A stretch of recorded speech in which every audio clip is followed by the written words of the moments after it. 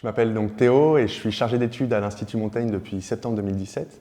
Avant de rejoindre l'Institut, j'ai fait des études de médias et communication à Londres à la LSI et à Los Angeles à la University of Southern California. Et aussi, avant de venir ici, des stages dans des startups au croisement de la technologie et des médias. Le principal rôle du chargé d'études, c'est vraiment de piloter et de coordonner des rapports de A à Z. Donc là, typiquement, on est en train de lancer un projet sur les fake news et sur les médias. L'objectif à ce stade, c'est d'identifier les bonnes personnes à mettre autour de la table. Donc on réunit un groupe d'une douzaine de personnalités avec des expertises un peu complémentaires, des juristes, des experts des médias, des experts de la technologie. Et on essaie vraiment de leur donner envie de travailler et de se saisir du sujet pour porter des recommandations dans le temps avec l'Institut.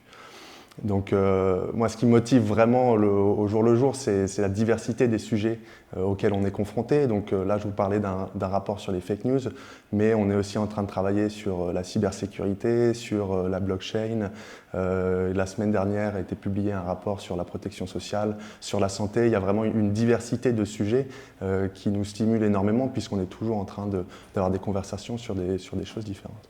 J'avais découvert l'Institut pendant mes études, en fait, pendant que j'écrivais mon mémoire à l'époque sur les baisses d'investissement des PME françaises. Et aujourd'hui, ce qui m'a vraiment attiré, c'est de découvrir que l'Institut, ce n'était pas du tout que des sujets de finance et de compétitivité, mais aussi des sujets de cohésion sociale, comme je disais, ce sujet sur les médias, sur la santé, sur les ETI. Finalement, il y a une diversité de thèmes qui rend l'Institut bien plus riche que je l'avais imaginé.